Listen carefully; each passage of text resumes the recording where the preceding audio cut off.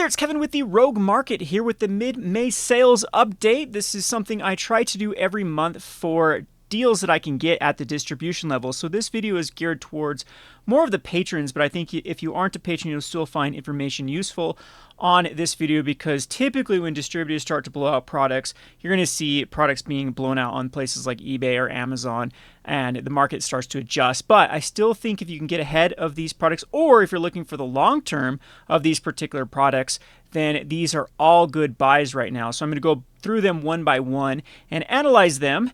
And again, I think this is the name of the game, Magic the Gathering for 2023, is pre-order the stuff that you want to play with. But if you're looking for long-term holds, if you're looking just to pick up some stuff for fun, I would wait until they dump the products, because it seems like hasn't been a product that hasn't been immune to these dumps. They're doing it every single product. In fact, I'm expecting a massive aftermath dump because that product has not been selling well. It still has reasonable amounts of supply at the distribution level, and it's just not moving the way that Wizard of the Coast hoped that it would move. And I'm thinking the next step is going to be the Amazon and especially the distributor dumps on that product. A few other ones I'm thinking are like the Domino Remastered. I will go on sale here. Because it seems like distributors are overloaded with that product, and I think that is where you want to get in now. The days where you just buy into the latest draft set or whatever and just sit on it for a couple of years, or just like you could feel that you made a reasonable purchase when that draft set came out, like, oh, this pre-sale price is good, or this week 2 price is good, and then it starts to go up. Those days are long gone. We are in the era of overprinting, where Magic just throws stuff out and sells what it can and then dumps it on its different channels, its various channels, to get rid of the excess product. But there's still some good profit to be made in those particular buys, because you can buy at those lows. They do tend to recover once these sales go off sale back to their normal price. And so if you can get into a booster box of like $70 and it goes back up to $90, that's a pretty decent gain at that point, or at least you got in on a good price point. All right, so we're going to go through this one by one with the products. The first one that is going on sale is going to be the Unfinity Collector Boosters. And let me throw up a cheat sheet real quick here to see what the prices of these ones. I was prepared, then I closed the window, of course.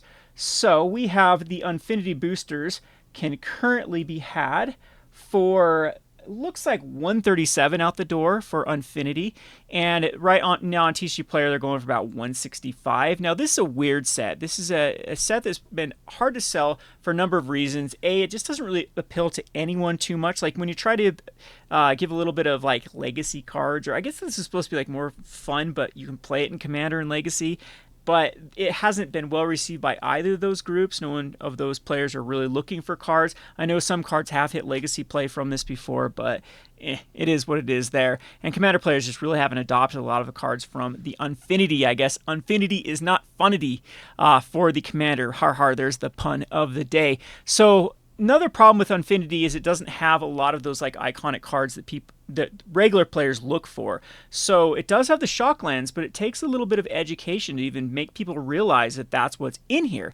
And all of the value is in the Shocklands. Now the good news is I believe you do get a Galaxy foil every collector's booster. In fact, I think you can get more than one, but you typically do average one Galaxy foil Shockland per collector booster box. So if you get in on that 137, you almost break even if you take the average price of the lowest of the Temple Garden with the highest price of the Steam Vents, and then just average that down. You're looking at like the 115 mark about for the average price of them. You're almost close to the value of the collector's boosters, and then we were averaging about 1.52 of the borderless, or just the shocks in the collector's boosters, and you can see those shocks are the lowest ones going for 22.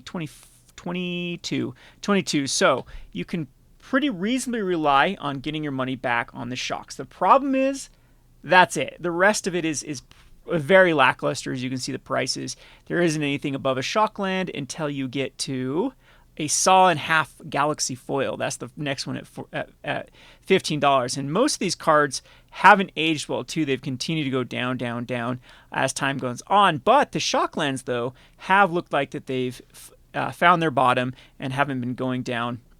In fact, have had a slight uptick from their lows for these cards. So Infinity at 137, I couldn't blame you for getting in. It might be a product that's hard to move in the, I guess the lands too. I'm wondering how well these lands, you do get a bunch of lands, these Galaxy foil lands, just the basic lands. Again, when you make every set have these specialty stuff, you start to just lose interest in them, but you do get quite a few of these in the collector boosters as well. So yeah, you have those going for you. I mean, what do you get, like 1 per pack, so that's 12 of them. So yeah, you do get money. That doesn't actually seem like a terrible price point with the shock lands, sticking this one, the 115. And don't quote me on that. I'm not sure if it's just like a Galaxy foil you get, or if it's specifically a shock. I can't remember with this product, but if it is 1 Galaxy foil shock per collector booster, that's pretty reasonable at the 137. All right, so on to the next one. And this is the Universes Beyond Warhammer. This continues to trickle in. It seems like the Wizard of the Coast has a lot more than they're telling people about, and the market is starting to adjust because now we're having a hard time finding buyers.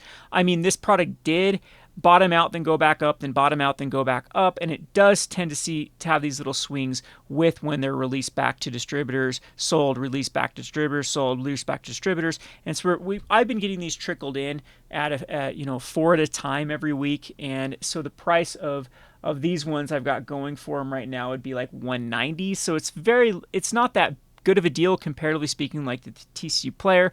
You do save a couple bucks from going through this route. The Warhammer decks eventually, I would think, would end. The problem I'm having with these Warhammers specifically is I don't know how many of these cards are actually eligible for being reprinted in like Commander Masters, or didn't they say that all of these cards will find like magic related cards? I'm not sure how they're doing the Universe Beyond, but when they were doing Secret Layers with like all the I know it was with the Walking Dead cards, that eventually they'd reprint them with magic, kind of lore, rather than, giving people that want to play these cards and don't necessarily like the IP that these are on, the ability to play them in their decks. But don't quote me on that. I think it'd be hard to do that specifically for something like Lord of the Rings.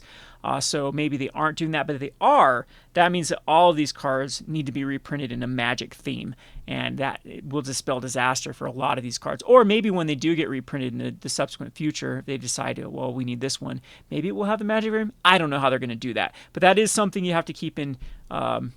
You just have to keep at the top here for reasons why this might not be a good investable product long term. However, this was very well received, and you can see the price trajectory of these Commander decks. It went down, it bottomed out about 382 and is back up to 520 for the set. Seems a bit high there, but anyway, these can get no. This is the whole. I'm looking at the wrong graph here. This is for every card in the that's containing these Commander decks. So they bottomed out at 382, and now you're up to 518. But again, that's really piecing down to a ton of these 50-cent cards and below. So they were well done decks. People have said they're the best Commander decks ever, made out of the box. They even are better some of the classics like the 2017s and whatnot.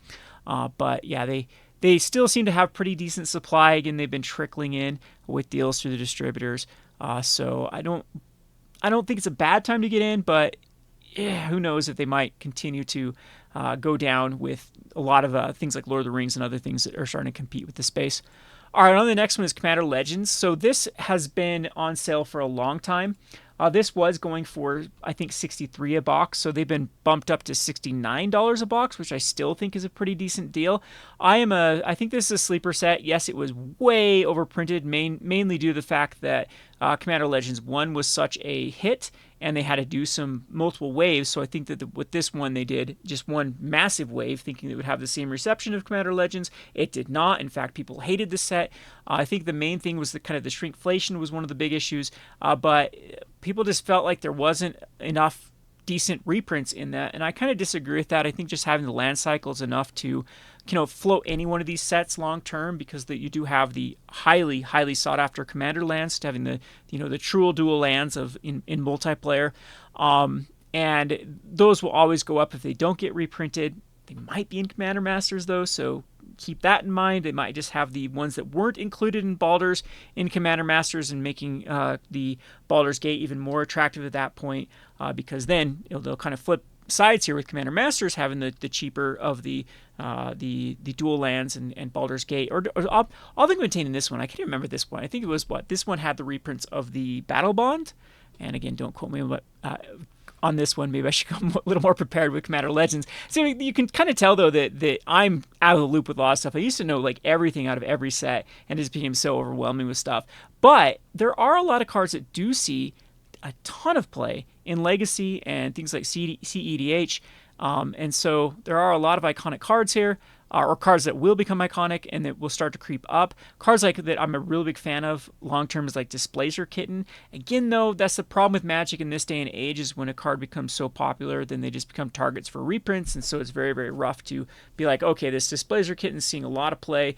This might be a good sealed set because people know that this is included in there, and they'll start buying it for this card, and then it gets reprinted and then kills the value of that. But there are a lot of these dragons might be a little bit difficult to reprint in subsequent sets. But again, where I think the real value in these ones for the future is going to be these dual lands, like the Luxury Suite and the Morphic Pool and whatnot, for this being able to retain its value. When I look at a set for long term, if it does have a good land cycle, that's usually a win for that particular sealed product. In fact, a lot of times the sealed product, just containing those outclasses the exact cards. This is the reason why Concept Arcura is an expensive sealed box, but it doesn't actually contain that good of cards in it because of the fetch lands being in them. Anyway, on to the next one. This is Domino United set boosters. Domino United set boosters can be had for $69 as well. I think all of them are $69, except 2 of them coming up. This one is very interesting because Dominaria, everyone's talking about, Crimson Vow and Midnight Hunt lasting another year in Standard. Well, everything's just lasting an entire year in Standard. And in fact, one of the reasons I think that Wizards of the Coast is doing that is so that they can kind of blow through this backlog supply and give even more breathing room where it's still, popular, because people still need to buy these contents to compete in the current format. So Dominaria has the most powerful card in Standard right now, Sheoldred the Apocalypse, and typically when sets are able to hold an expensive card like this, they do get opened, and that does stretch the supply. The demand for the pack starts stretching the supply, and then it gets reorders, and this is something that will just think of per pack basis here. This will start to outsell some of its counterparts in Standard just because it has a $75 card for people to try to open. It's got some other goodies that have been ticking back up, like the Timeless Lotus, and Leyline Binding is just absolutely smashing Standard right now. And again, it's going to be sticking around with the new Capenna lands for even longer, and so it's going to be it's going to have the triple dipping effect even more. Even a lot of Commander decks end up running this, but it does have the high playability in Modern, Pioneer, and Standard. And again, you can look particularly at a card when you're looking at, like, okay, should I invest in this card? But also, if a card is contained in a set, it does allow that set to start to accrue value just from people, realizing that that's the set. You get a Leyline Binding, and then inevitably that leads to purchases, and again, outstretching the supply there. But a lot of good cards in Dominaria. It just started to get Kamigawa was in this era that just looked better there, and then it went right on to Brothers War that just looked better than this. And I think this one might be kind of the sleeper in those. The mix of good releases. Yeah, Domino United, I think people are really not too excited about after Brothers War and All Be One came out. It is looked back as kind of a stinker set. But that one again is on sale for the draft. These are draft boosters, by the way. These aren't the set boosters, are not on sale at the moment. This one can be had for $69. So on to the next one. This is the Streets of New Capenna. This is also another set that has been on sale. The set boosters were, they no longer are. The draft boosters are now. We've had things like them like blowing out theme boosters. Collector's boosters were blown out for quite some time for this set. Just wasn't a very... This set just reminds me so much of Ikoria, though. Again, it's a new plane, so it's hard to get people excited because they're not returning to anything. It had kind of a weird steampunk theme to it. Ikoria had that weird, a monster theme to it that didn't really jive too well with some of the players. Like, no one got excited so much about it. Ikoria definitely was considered the stinker set of that era. Now, if you actually look at Ikoria boxes, they're one of the best performing ones, as people are still, searching for those triomes or the shardlands, whatever you want to call them. And that box has actually done decently well when people were calling that one to be the the worst one to age well out of that time period. And that's the whole thing when you actually take some time away from Magic. And like I remember even me saying that these products will never go up, they're overprinted. This could be the same thing with Newcona.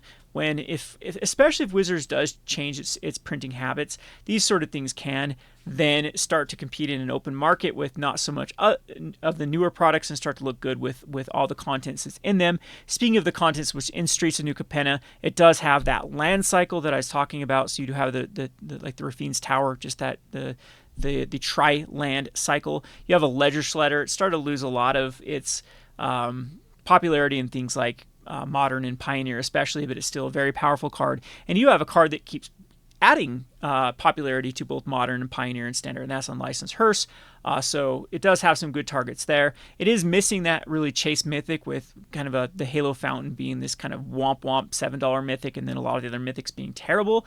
A lot of times that, I mean, again, reminds me a lot of Ikoria at that point, because that was kind of the same thing with Ikoria. Had a lot of good rares and the good mana base, and then just had a lot of kind of misses being sandwiched in between two more powerful sets at that time period.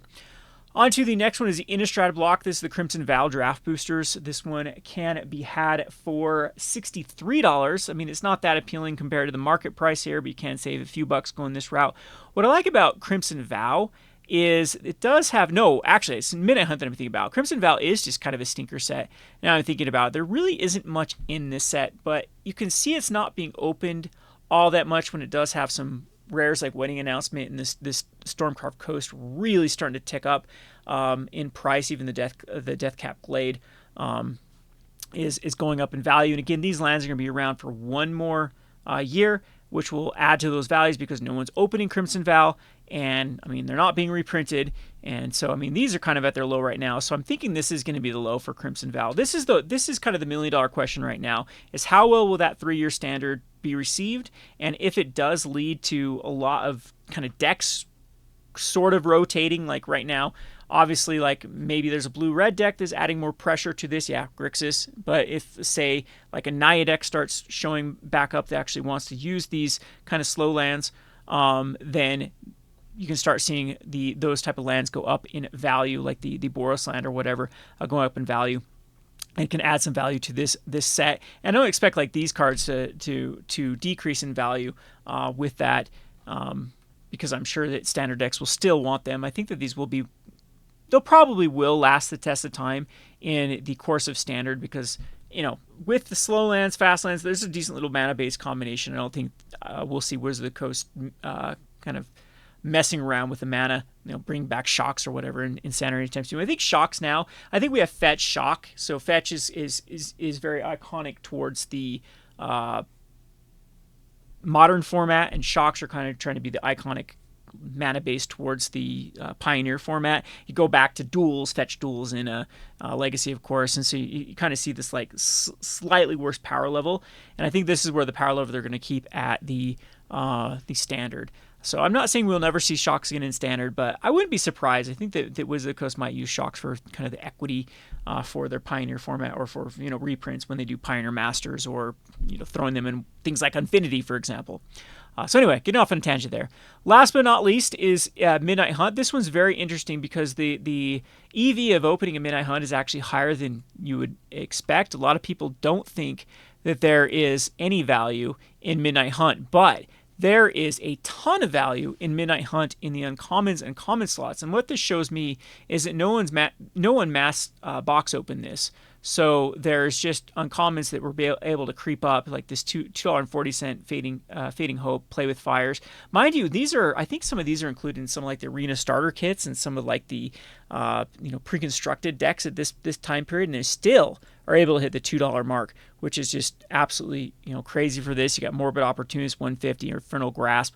So there's a lot of value kind of mixed in there with the Midnight Hunt. It does seem like it's going down for the whole set though, mainly because a lot of it was banked on Meat Hook Massacre. This did have kind of this shoulder effect though. That's why Midnight Hunt was looking better than Crimson Valley, even though Crimson Valley has more of the $3 to $8 range cards. This one did have that big expensive card which has continued to go down. And after that though, there isn't a lot to get excited for this set except a few cards here and there, like the Brutal Cathars and the Sea multiple format plays. This Lear, Disciple of the Drowned, starting to see more play in various decks. So there are a lot of good stuff. Again, I think the problem with Magic the Gathering isn't the design. I think that they've just pushed the power level so much that it's hard for people to get excited about cards that would have been printed a couple of years ago, like the Augur of Autumn. Everyone would have lost their minds for, and this would have been like a $10 chase card at that point. But now it's like, another card that lets you look at the top and play lands. Cool. We've seen this before. But anyway, that's kind of my late night analysis of this. Maybe I should just stick to the deals of this. But again, we'll just recap it. You got Dominaria, Baldur's Gate, Newcona, Baldur's Gate with the drafts and the sets. Those are all at the $69 price tag. Crimson Vow is at $63, the lowest one. Midnight Hunt's at $74. And yeah, this is actually kind of nice here with the box prices of Midnight Hunt. And then of course we do have the Unfinity and Unfinity at $137, the Warhammer decks at, I believe, what did we say? The Warhammer decks were at the $109 mark. So a lot of good products here. Again, this isn't the most exciting video because these are all products that have been released and everyone has and stuff, but I don't know, you got to really think of Ikoria time period. You got to think of, a lot of times the money wants to go where there isn't the most attention. So if people are looking at a particular product and hoarding a particular product, sometimes you want to be elsewhere. And I think some of these stinker products are actually a lot better than people realize. And if they continue to be blown out, which inevitably leads to people going the route of like, oh, I'll buy this cheap box and opening it. Maybe those even become more rare in the future, just because they don't get the reprints that other sets do, and then they start to look better long term. Again, think of Ikoria here. A lot of these ones really remind me of something like an Ikoria, or like Arrivals of Ixalan. There's another good one, an Hour Devastation. Those were really stinker sets that no one wanted to touch. They're never going to go up. Everyone was like, ugh, trash set. It's going to be the next Dragon's Maze, and those have all aged very well. And mind you, that was a time period of overprinting as well. I think that we're probably in a product saturation with just various products, but that time period of like Amonkhet through Ixalan, there was a lot of printing being done in that time period as well. Anyway, I hope you enjoyed this video. This has been Kevin with the Rogue Market. Be sure to check out the Patreon if you want to get on any of these deals, and I'll continue to analyze products and show you what I can get. And maybe I'll start looking at some other, off the beaten path products that I think might be good buys at this time period. Again, a lot of noise out there, tons of products out there, tons of things competing for your money. At this point, Wizard of the Coast is kind of its worst enemy with their competing with themselves at this point. I might get a lot worse when Newcona comes out. Maybe that'll be a big eye-opener for Wizards to kind of get their act together, because there's a lot of hype with that, and we'll have to do a rundown analysis of that product coming up in the future. Anyway, this has been Kevin with the Rogue Market. Thanks for watching.